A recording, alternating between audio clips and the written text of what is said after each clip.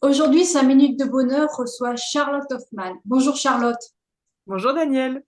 Alors Charlotte, tu es animatrice d'une chaîne YouTube, mais également tu facilites l'organisation d'événements autour de la conscience. Pour synthétiser un petit peu tout ça, tu fais beaucoup d'autres choses.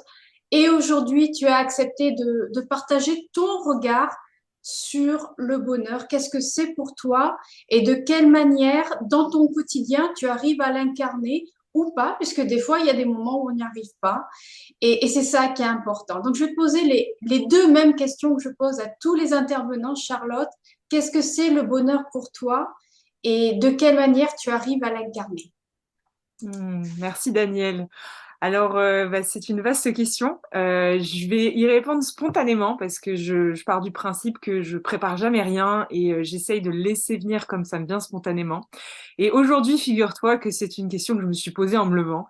Qu'est-ce que le bonheur? Et c'est vraiment quelque chose que je vis là en ce moment même très fortement parce que pour donner un petit exemple, je suis débordée, j'ai beaucoup de choses à faire et par moments, toutes ces choses qui s'accumulent comme plein de gens sur Terre, hein, clairement, la fameuse to-do avec tout ce qu'il y a à faire, à faire, au bout d'un moment, ça nous fait sortir de cet état d'être, de simplicité, de joie spontanée que certains appellent le bonheur. Et ça fait quelques jours comme ça que je me vois m'enterrer moi-même dans une absence totale de bonheur et que je me vois plonger dans tout ce que j'ai à faire. J'ai les épaules de plus en plus tendues, crispées, les mâchoires serrées et je me sens mais vraiment mais en me disant mais c'est pas possible, comment c'est possible de d'être encore aspiré par tout ça, mais tout en se voyant, c'est ça le plus drôle. Donc ici, ça parlera sûrement à toutes ces personnes qui se voient faire, qui se voient plonger, mais qui ne peuvent pas forcément arrêter la machine. Pour moi, le bonheur, c'est d'arrêter de lutter, en fait. Et vraiment ça, c'est d'arrêter de rentrer en lutte contre soi-même. Alors c'est vrai qu'il y a des moments dans la vie, c'est pas forcément dans la joie et dans l'extase qu'on vit certaines périodes, mais je trouve personnellement que c'est moins difficile depuis que j'arrête de lutter contre. Voilà. Et ça, pour moi, même au cœur de, par exemple, cette période que je suis en train de vivre, où je suis débordée, où j'ai la tête farcie, comment je pourrais le dire, on pourrait dire, bah oui, du coup, je suis pas du tout dans la joie, je suis pas du tout dans la spontanéité. Eh bien, juste le fait de tout simplement me laisser glisser dans cet espace et d'accepter pleinement cette impermanence et pleinement le fait que ça ne puisse pas toujours être rose et violette, être toujours fluide et harmonieux, être toujours waouh, fabuleux, extraordinaire ma vie en ce moment. Non, c'est tout sauf ça. Eh bien, quelque part, ça me soulage énormément. Alors, même au cœur de toutes ces tensions et de tout ce rythme effréné qui parfois littéralement m'aspire, eh bien, il y a une part de moi qui reste quand même dans une forme d'acceptation, de confiance. Et quelque part ici, j'y vois une certaine forme bah, d'accueil et donc de bonheur au cœur de tout ça malgré tout. Voilà.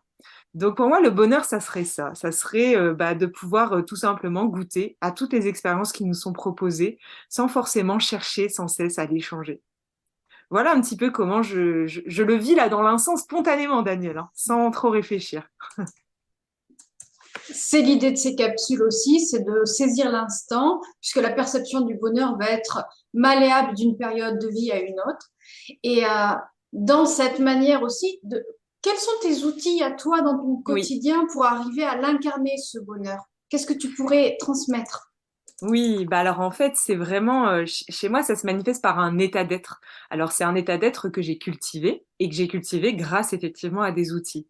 Donc les outils que j'ai utilisés ont toujours été au service non pas d'aller mieux ou d'aller dans le bonheur, mais au contraire de cultiver un état d'être qui se redresse de lui-même, peu importe les conditions qui sont proposées. Même des conditions qui, en apparence, ne sont pas du tout assimilables à être dans le bonheur. Et du coup, ici, c'est tout un art de vivre autour de la non-résistance, finalement.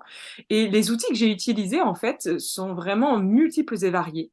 Je dirais que le point commun entre tous ces outils, c'est je me suis servi des outils comme support de concentration. En fait, j'ai appris, avec le temps, à ramener mon attention sur un point. Parce qu'en fait, je me suis rendu compte que les moments dans ma vie où j'étais pas bien, où j'étais en résistance, où ça allait pas, où je souffrais, c'était souvent des moments où j'étais éparpillée.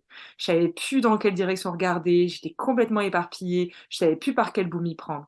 Et juste le fait au cœur de ces moments-là, de ramener mon attention sur un point, et juste de sentir, ne serait-ce que mon cœur qui bat, ou sentir quelques profondes respirations, ou juste revenir sur ça, bah, ça me permettait de revenir à l'essentiel et de me rendre compte que bah non, j'étais pas la personne la plus malheureuse de la planète en train de souffrir et qu'en fait, on pouvait rouvrir la vision et se rendre compte qu'en fait, tout va bien. Voilà. Et tous ces outils que j'ai utilisés, bah, c'est aussi bien des outils du quotidien, c'est-à-dire quand on fait une tâche ménagère, par exemple, bah, ramener son attention sur ce qu'on est en train de faire. Donc c'est vraiment dans le quotidien au sens large. Et puis on peut aussi utiliser des outils plus spécifiques en lien avec la spiritualité, la récitation de mantras, le yoga, la respiration alternée, les pranayamas, tous ces petits outils qui finalement sont des supports pour ramener notre attention sur un point précis. Et je me suis rendu compte qu'en ramenant mon attention sur un point, ça ne résolvait pas le problème, mais ça me permettait de le voir avec plus de hauteur. Et donc, le problème ne m'aspirait plus de la même manière qu'avant. Et que du coup, avec cette hauteur-là, ben, je pouvais finalement me laisser baigner dans cet état de bonheur intérieur sans forcément avoir besoin de changer l'extérieur. Et pour moi, ça a été une grande libération. Voilà. Eh bien, merci infiniment, Charlotte, de ton regard, de ta vision du bonheur. Et je vous dis à tous, à très vite. Merci, Charlotte. Merci Daniel, à bientôt. Au revoir.